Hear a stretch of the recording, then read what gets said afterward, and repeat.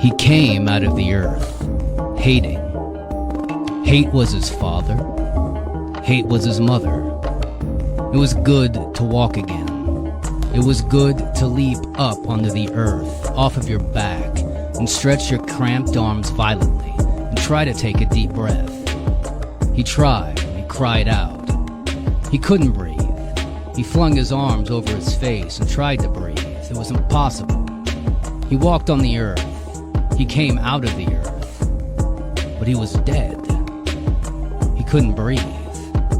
He could take air into his mouth and force it halfway down his throat, with withered moves, long dormant muscles, wildly, wildly. And with this little air, he could shout and cry. He wanted to have tears, but he couldn't make them come either. All he knew was that he was standing upright. He was dead. He shouldn't be walking.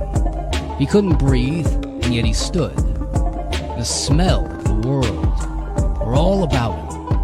Frustratedly, he tried to smell the smells of autumn. Autumn was burning the land into ruin. And all across the country the ruins of summer lay. Vast forests bloomed with flame, tumbled with timber on empty unleafed timber. And the smoke of the burning was rich, blue, invisible. He stood in the graveyard, hating. He walked through the world and yet could not taste nor smell of it. He heard, yes, the wind roared on. His newly opened ears, but he was dead. Even though he walked, he knew he was dead, and should expect not too much of himself or his hateful living world. He touched the tombstone over his empty grave. He knew his own name again. It was a good job of carving. William Lantry. That's what the gravestone said, and his fingers trembled on the cool stone surface. Born 1898, died 1933. Born again. What year? And he glared at the sky, and the midnight autumnal stars moving in slow illumination across the windy black. He read the tittling centuries in those stars. Orion thus and so, Auriga here, and where Taurus there. And his eyes narrowed, and his lips spelled out the year. 2349. An odd number, like a school sum. They used to say a man couldn't encompass any number over 100. After that, it was all so over and abstract, there was no use counting. This was the year 2349, a numeral, a sum, and here he was. A man had lain in hateful dark coffin, hating to be buried, hating the living people who lived and lived and lived, hating them for all the centuries, until today. Now, born out of hatred, he stood by his own freshly excavated grave, the smell of raw earth in the air. Perhaps he could not smell it, but I am anachronism, he said, addressing a poplar tree that had shaken by the wind, and he smiled faintly. He looked at the graveyard. It was cold and empty. All the stones had been ripped off and piled like so many flat bricks, one atop another. And in the far right corner by the wrought iron fence, this had been going on for 2 endless weeks. In his deep secret coffin, he had heard the heartless, wild stirrings as the men jabbed the earth with cold spades and tore out the coffin and carried away the withered ancient bodies to be burned. Twisting with fear in his coffin, he had waited for them to come to him. Today, they had arrived at his coffin, but late. They had dug down within an inch of the lid. The 5 o'clock bell, time for quitting. Home to supper. The workers had gone off. Tomorrow they would finish the job. Silence had come to the empty tomb yard. Carefully, quietly, with a soft rattling of sod. The coffin lid had lifted, and William Lantry stood trembling now, in the last cemetery on Earth. Remember? He asked himself, looking at the raw earth. Remember those stories about the last man on Earth? Those stories of men wandering in ruins alone. Well, you, William Landry, are a switch on the old story. Do you know that? You are the last dead man in the whole world. There were no more dead people. Nowhere in any land was there a dead person. Possible? Landry did not smile at this. Not impossible. People died, yes. But dead people, corpses, they didn't exist. So what happened to the dead people?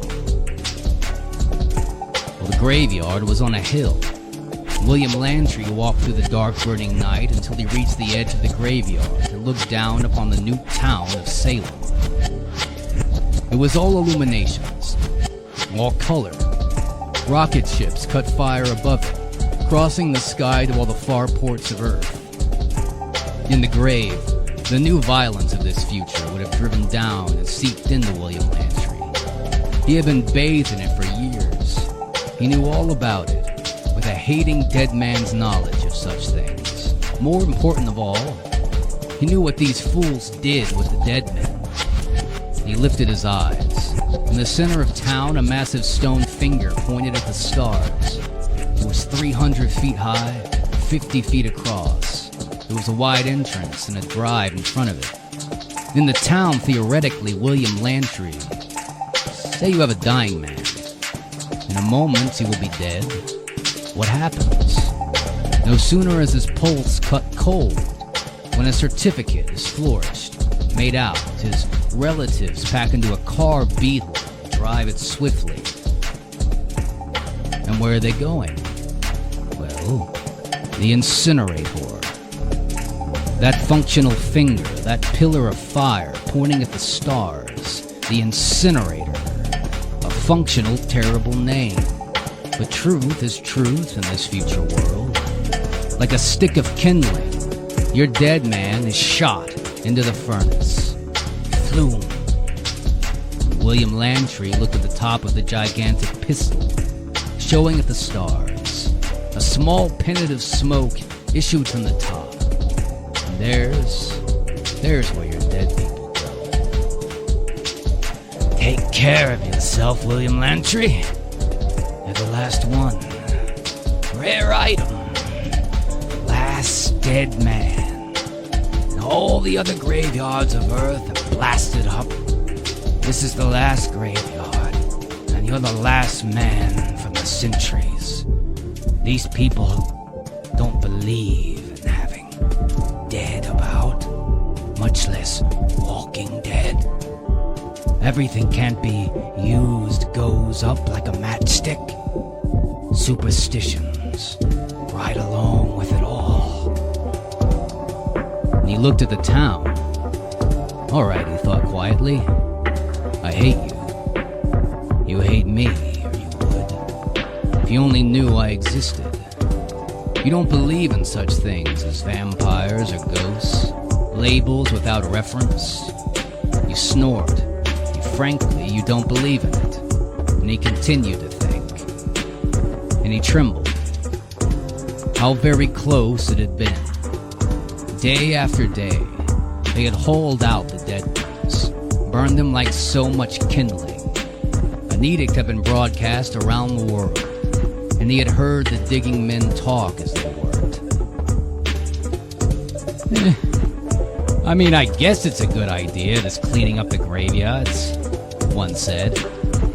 Guess so. Grisly custom, though. Can you imagine? Being buried. Unhealthy, all the germs. Sort of a shame, isn't it? Romantic, I guess. I mean, leaving just this one graveyard untouched for all these centuries, it's respectable. The other graveyards were cleared out. What year was it, Jim? About 2260, I think. Yeah, that was it, 2260, almost 100 years ago. But But some Salem committee, they got in their high horse, and they said, look here, let's have just one graveyard shift to remind us of the customs of the barbarians. And the government just scratched its head thinking it over and said, okay, Salem it is. But all other graveyards go, you understand, and so they did. Yeah, and away they went, I guess. Sure, yeah. They sucked them out. Fire and steam, shovels, rocket cleaners. If they knew a man was buried in a cow pasture, they fixed him. Executed him, they did. Sort of cruel, I say. Hey, I hate to sound old-fashioned, but still, there were a lot of tourists who came here every year just to see the old graveyard, you know? Yeah. We have nearly 1 million people the last 3 years visiting us. Good revenue. But a government order is a government order. The government says no more morbidity. So flush her out. That's what we do. Here you go. And hand me that spade, will you, Bill? William Lantry stood in the autumn wind on the hill. It was good to walk again, to feel the wind and hear the leaves scuttling like mice on the road ahead of him. It was good to see bitter cold stars alone. It was even good to know fear again. For fear rose in him now, and he could not put it away. The very fact that he was walking made him an enemy. And there was another friend, another dead man in all the world whom he could turn to for help, for consolation. He was alone. It was the whole melodramatic living world against one William Lantry. It was the whole vampire disbelieving, body-burning, graveyard-annihilating world against a man in a dark suit in a dark autumn hill. And he put on his pale cold hands into the city illumination. He pulled a tombstone like teeth from the yard, he thought. Now, if only he could find some way to push through the incinerator, he could fall into the rubble. I will make dead people again, and I will make friends in doing so. I can't be alone, lonely. I must start manufacturing friends very soon. Tonight. War is declared, he said. It was pretty silly. One man declaring war on an entire world. The world did not answer back. A rocket crossed the sky on a rush of flame like an incinerator taking wing. Footsteps. Landry hesitated. The edge of the cemetery. It was the diggers, coming back up to do their work. No. Someone, a man, walking by. As the man came abreast in the cemetery gate, Lantry stepped swiftly out. "Morning," said the man, smiling. Lantry struck the man in the face. The man fell immediately. Lantry bent quietly down and hit the man a killing blow across the neck with the side of his hand. With the dragging body back into the shallows, he stripped it, changed clothes with it. It wouldn't do for a fellow to go wandering about his future world with ancient clothing on. He found a small pocket knife in the man's coat. Not much of a knife, but enough he knew how to handle. He rolled the body down into one of the already opened and exhumed graves. In a minute, he had shoveled dirt down upon it, just enough to hide it. There was little chance of it being found. They wouldn't dig the same grave twice, of course. And he adjusted himself in the new loose-fitting metallic suit. Fine. And hating, William Lantry walked down into town to do battle with the earth.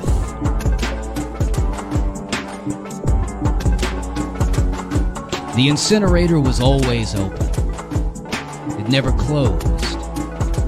There was a wide entrance, all lighted up with hidden illumination. There was a helicopter landing table and a beetle drive.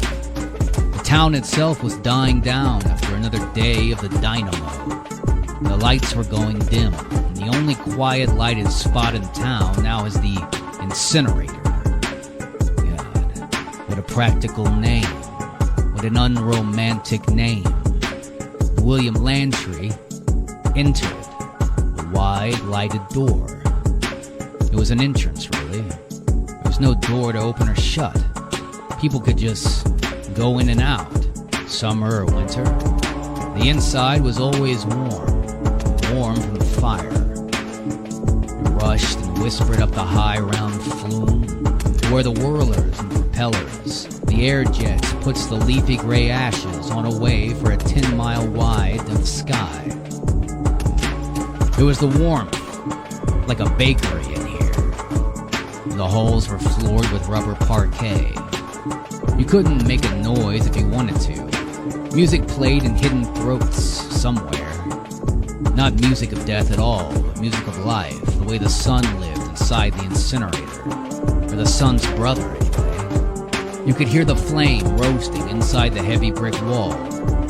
William Lantry descended a ramp. Behind him he heard a whisper. He turned in time to see a beetle stop before the entranceway. A bell rang. The music, as if a signal, rose to an ecstatic height, and there was joy in it. And from the beetle, which opened from the rear, some attendants stepped carrying a golden box. It was 6 feet long. There were suns on it.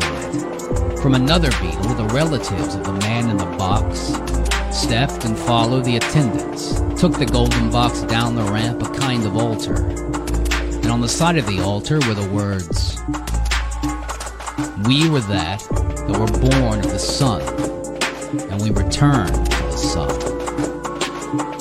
And the golden box was deposited upon the altar, and the music leaped upward, and the guardians of the place spoke only a few words. Then the attendants picked up the golden box, walked to a transparent wall, safety locked, also transparent, opened it. The box was shoved into the glass slot. A moment later, an inner lock opened. The box was injected into the interior of the flue and vanished instantly in quick flame. And the attendants walked away. The relatives, without a word, turned and walked out, and the music played. William Lantry approached the glass firelight. He peered through the wall of the vast, glowing, near creasing heart of the incinerator. It burned steadily, without a flicker, singing to itself peacefully. It was so solid, it was like a golden river flowing up out of earth toward the sky. Anything you could put in the river was borne upward, vanished. Lantry felt again his unreasoning hatred for this thing, this monster, this cleansing fire. A man stood at his elbow. "May I help you, sir?" "What? What did you say?" "May I be of service, sir?" Lantry looked quickly at the ramp at the door. His hand trembled at his sides. I've never been here before." "Never?" the attendant said, surprised. There had been the wrong thing to say, apparently. Lantry realized it, but it was said nevertheless. I mean, not really. When you're a child, of course. Somehow you don't pay attention where you are. I suddenly realized tonight that I didn't really know the incinerator, you know? The attendant smiled. "Well, we never know anything, do we? Really? I'll be glad to show you around." "Oh, no.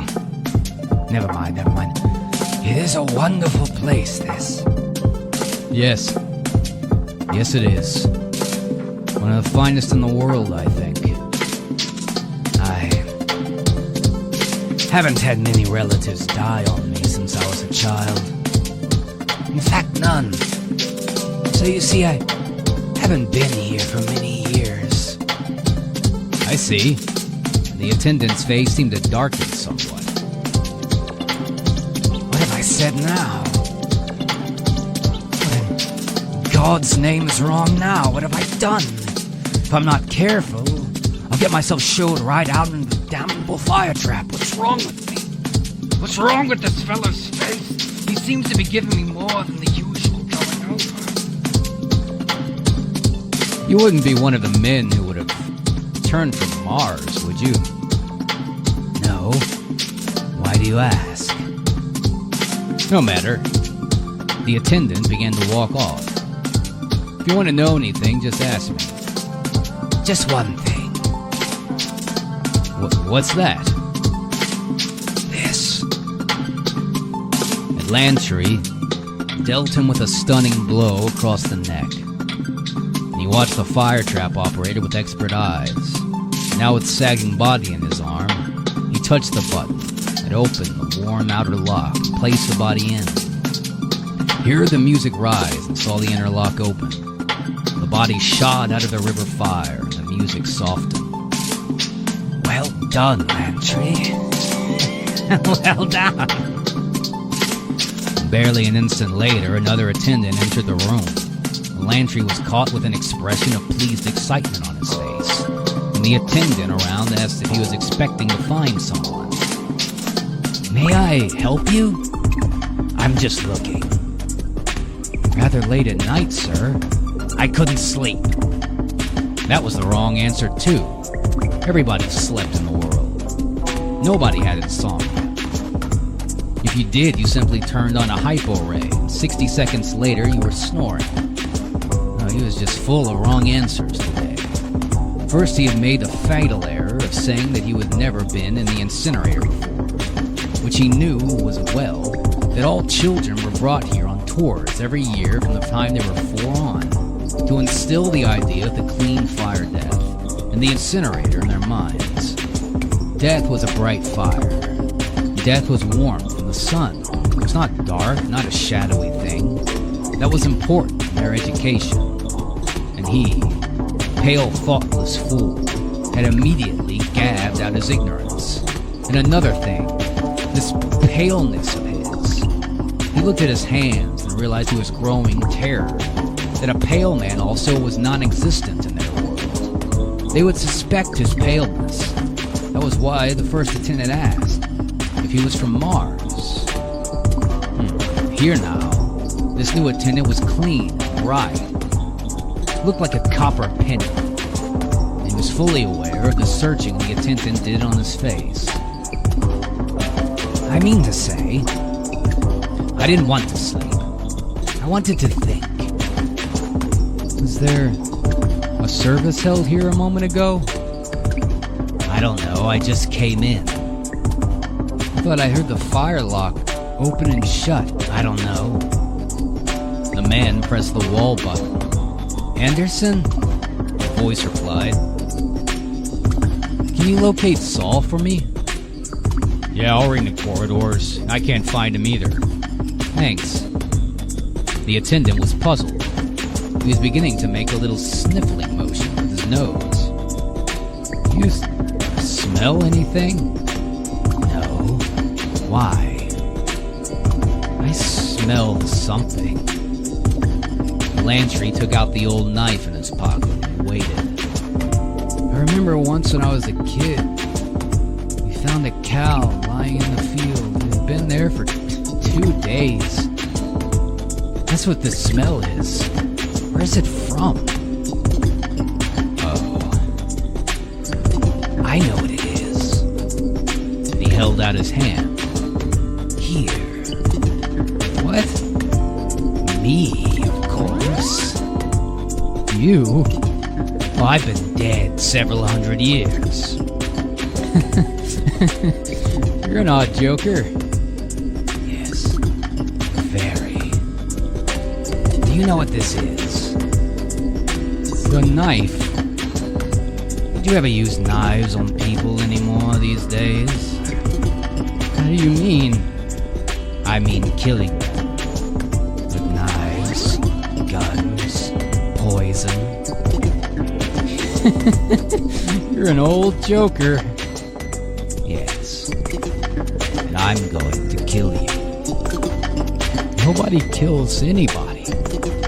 Not anymore, they don't. But they used to. In the old days.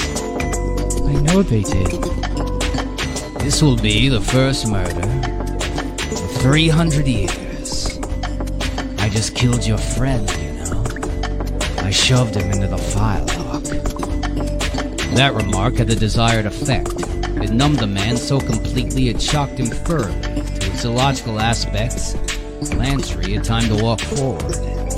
He put the knife against the man's chest. I'm going to kill you. Like this. You see. And the knife slid into the chest. The man stared at it for a moment. And Lantry caught the falling body.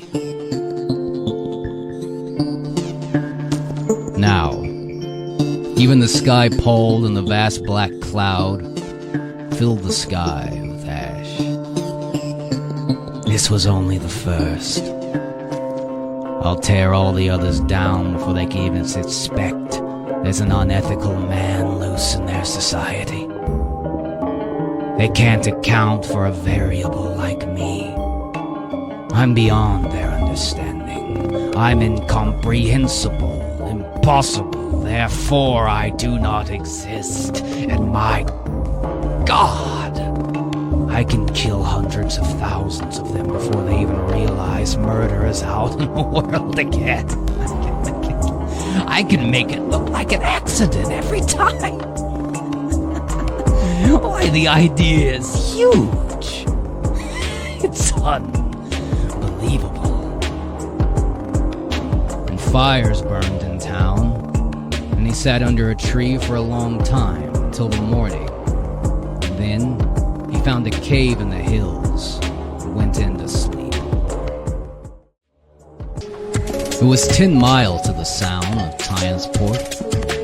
He made it by dawn through walking, but even this was no good. At 4 in the morning, a silver beetle pulled up on the road beside him.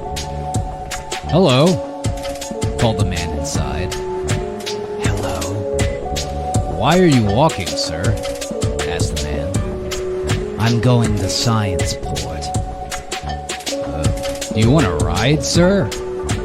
I like to walk. "Nobody likes to walk. Are you sick? May I get you a ride, sir?"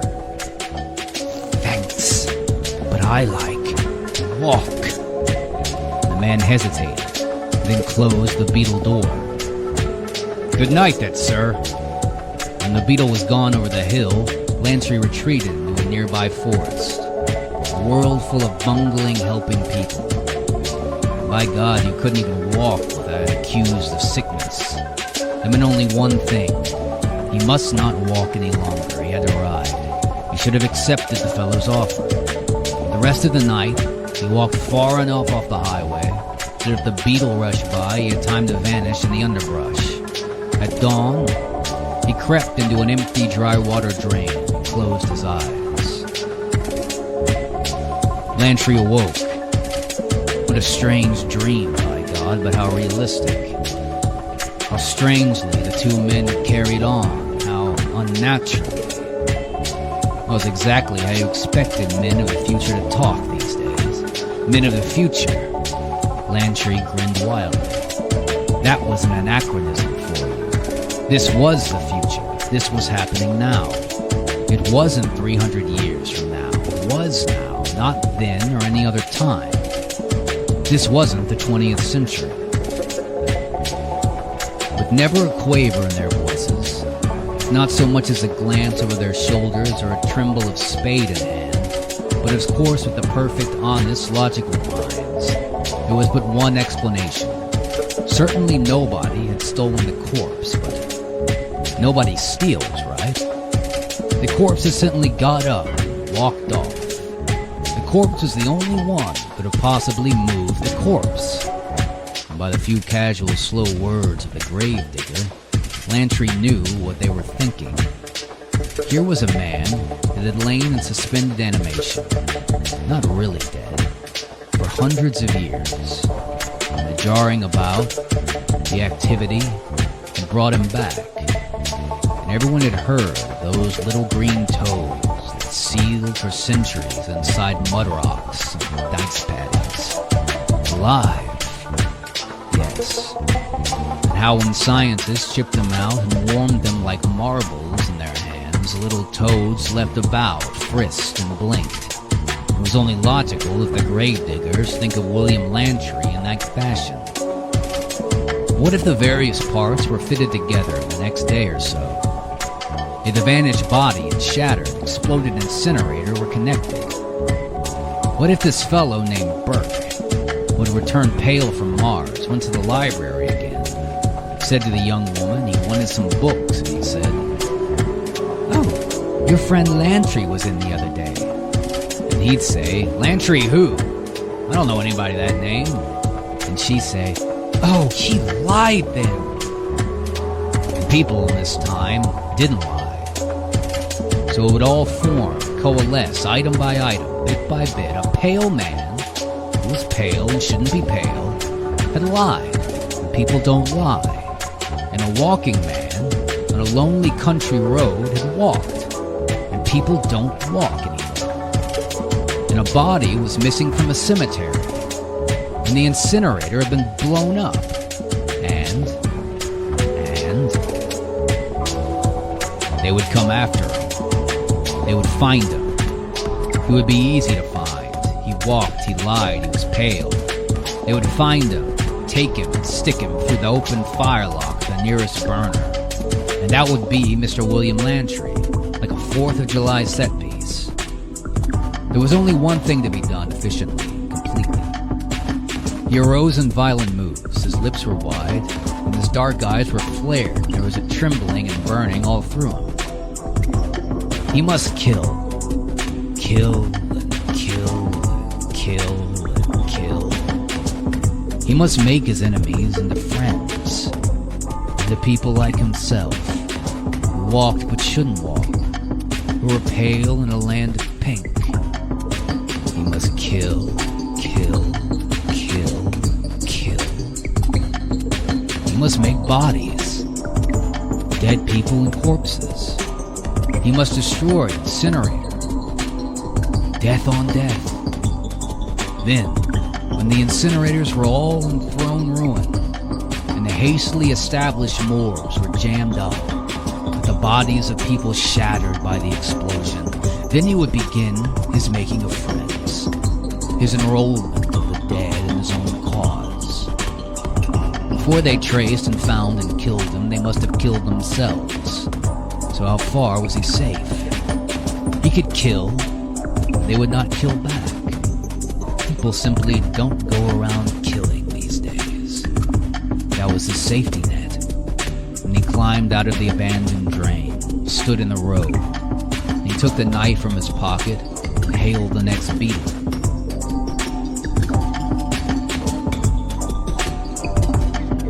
And it was like the 4th of July. The biggest firecracker of them all. The Science-Port incinerator split down the middle and flew apart. It made 1,000 small explosions and ended with a greater one. It fell upon the town, crushed the houses, burned the trees. It woke people from sleep and then put them to sleep again, forever in an instant. William Lantry, sitting in a beetle that was not his own, tuned idly to a station on the audio dial. The collapse of the incinerator had killed some 400 people. Many had been caught in flattened houses, others struck by flying metal. A temporary morgue had been set up, and an address was given. Lantry noted it with a pad and pencil. He could go on this way, he thought, from town to town, from country to country, burning the burners, the pillars of fire, until the whole clean, magnificent framework of flame and cauterization was tumbled. He made a fair estimate. Each explosion averaged 500 dead. He worked that up to about 500,000 in no time.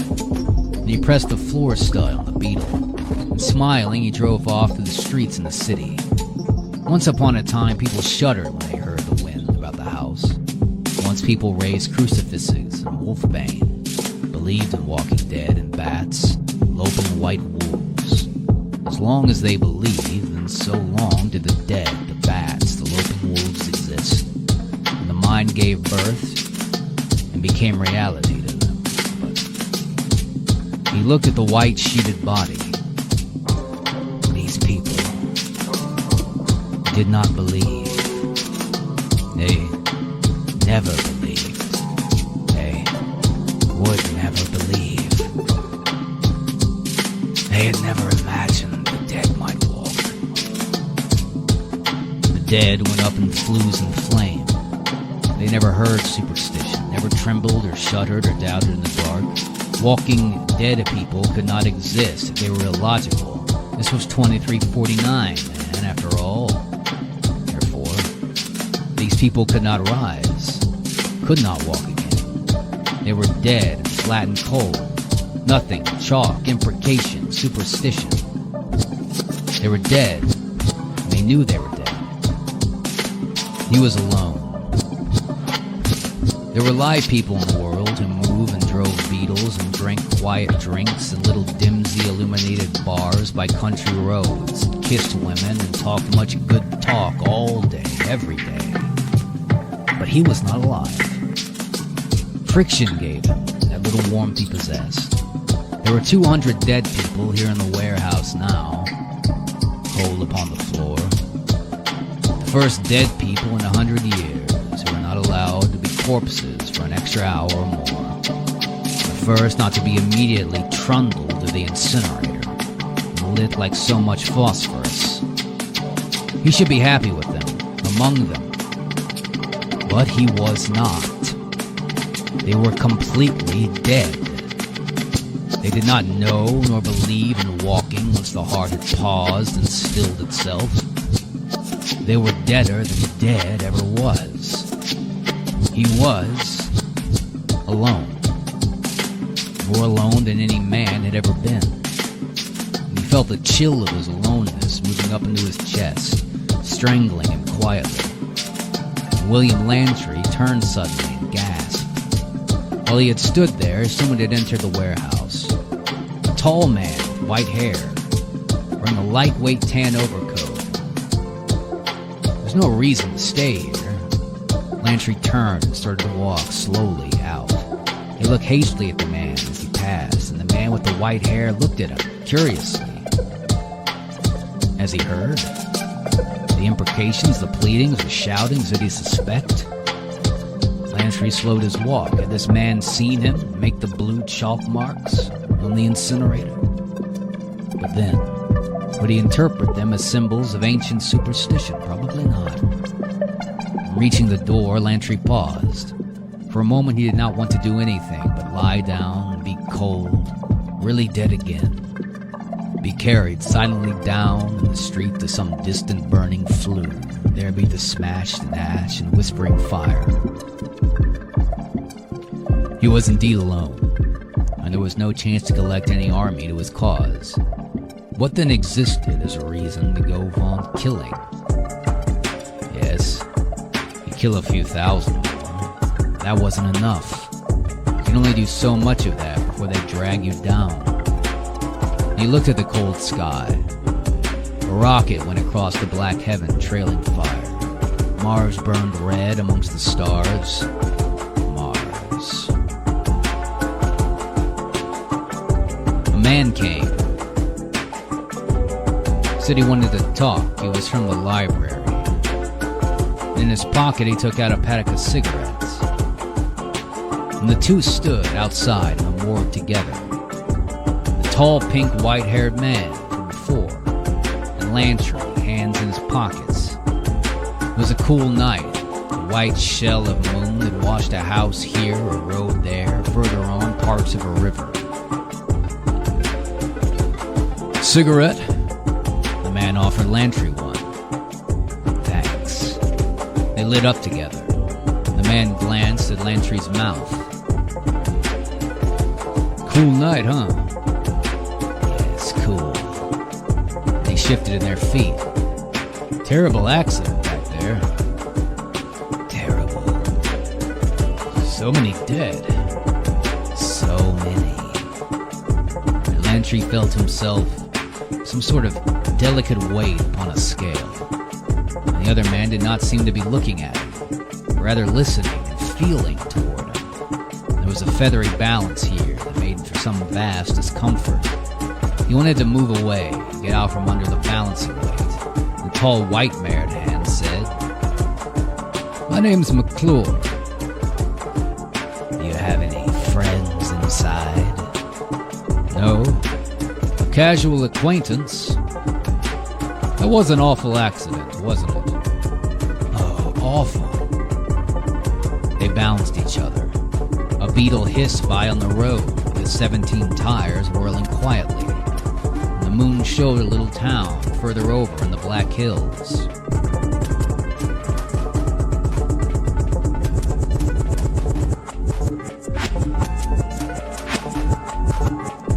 "I say." "Yes?" "Could you answer me a question?" "I'd be glad to." "Is your name Lantry?" "Yes." William Lantry." "Yes." "Then you're the man who came out of Salem Graveyard the day before, aren't you?" "Yes." "Well, good Lord, I'm glad to meet you, Lantry. We've been trying to find you for the past 24 hours. The man seized his hand, pumped it, slapped it in the back. "What?" "Good Lord, man, why'd you run off? You realize what an instance this is? We want to talk to you, Lantry." McClure was smiling, glowing. Another handshake, another slap. "I thought it was you."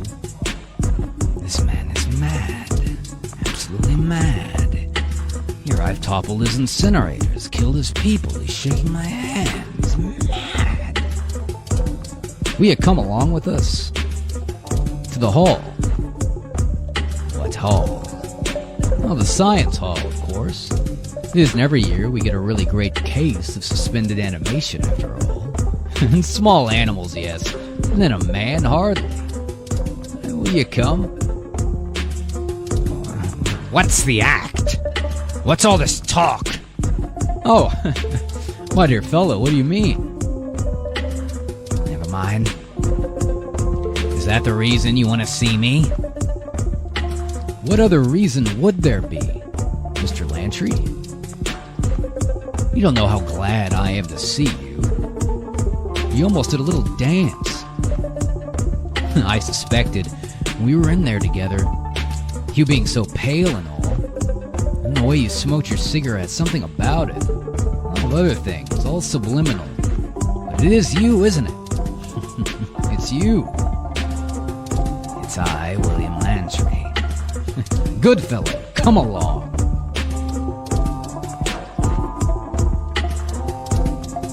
McClure sat across the room for 5 minutes. A coldness had come up over him. In just a few minutes of conversation, he had realized Mr. William Lantry was not just a medical marvel risen from the dead, but a serial killer. "Thanks." He had handed Lantry another cigarette. McClure sat deeply back into his easy chair, his feet folded in over the other. He did not look at Lantry, yet somehow did.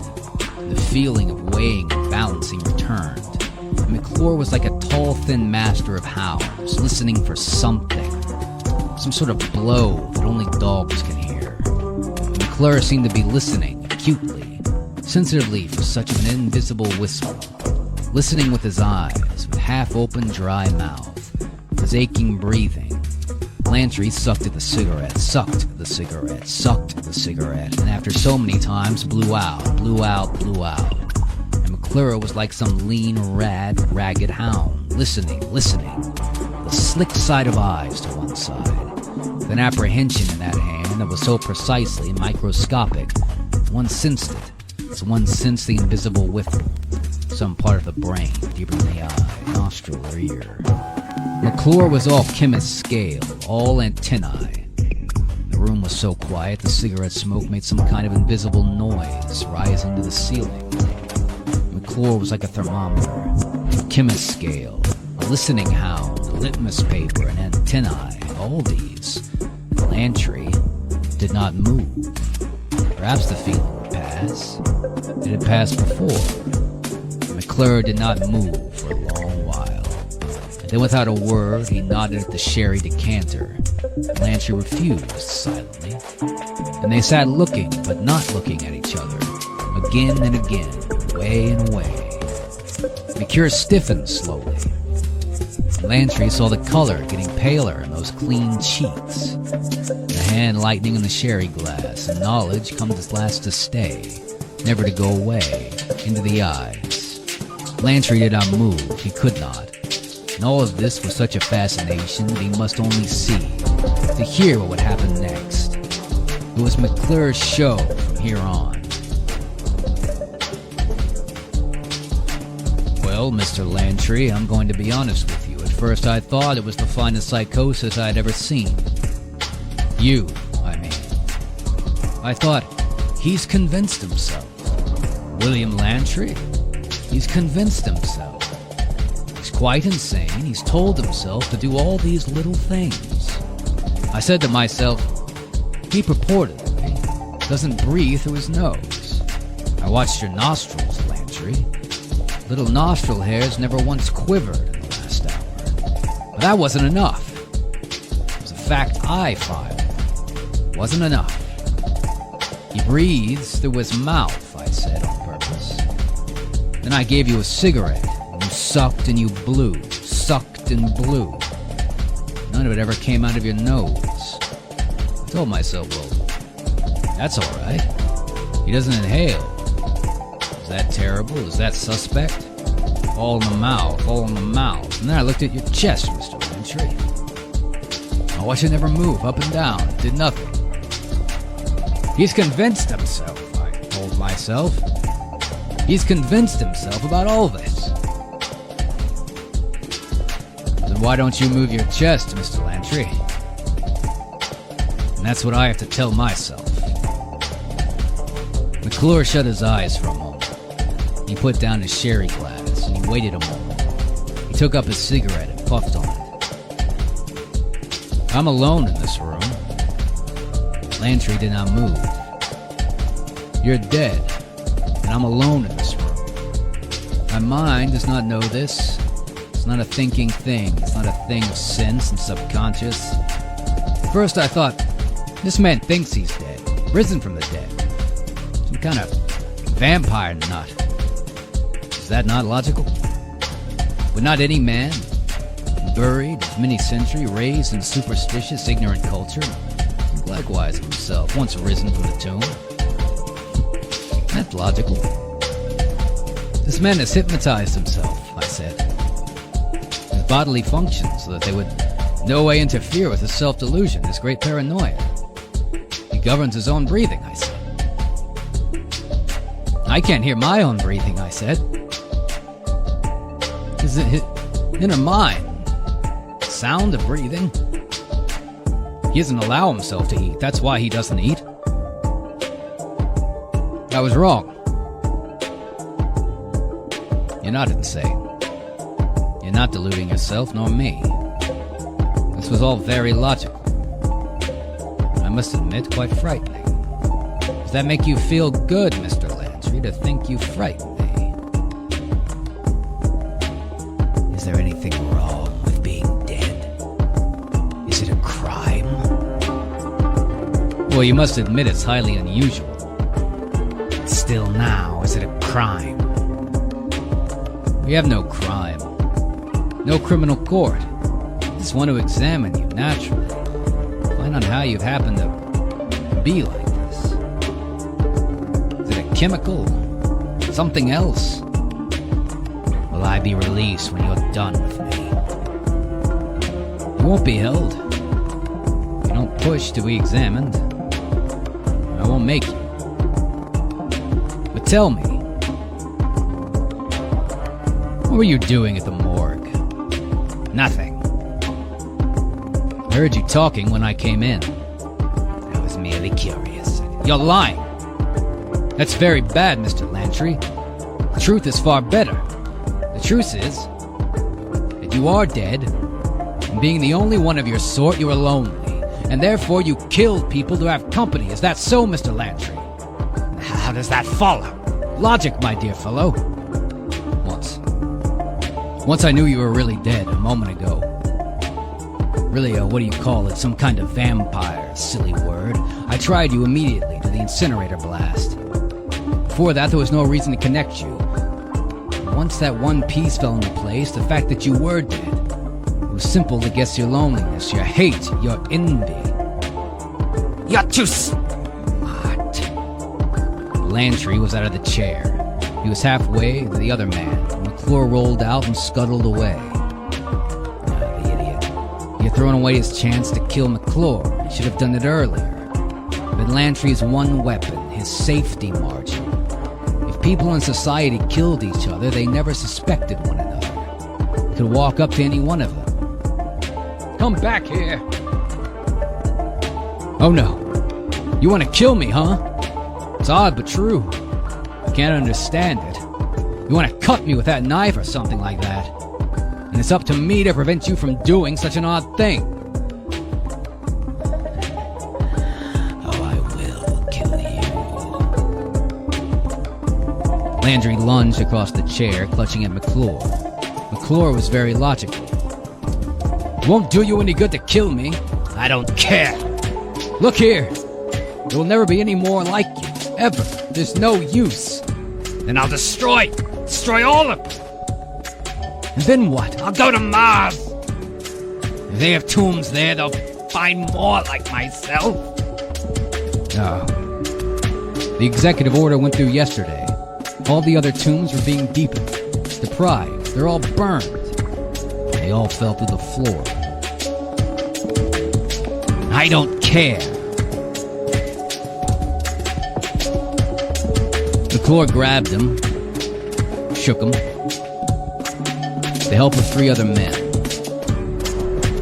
And that night, the incinerator was brightly lighted. There was quiet music nearby. McClure got out the beetle, came into the other side.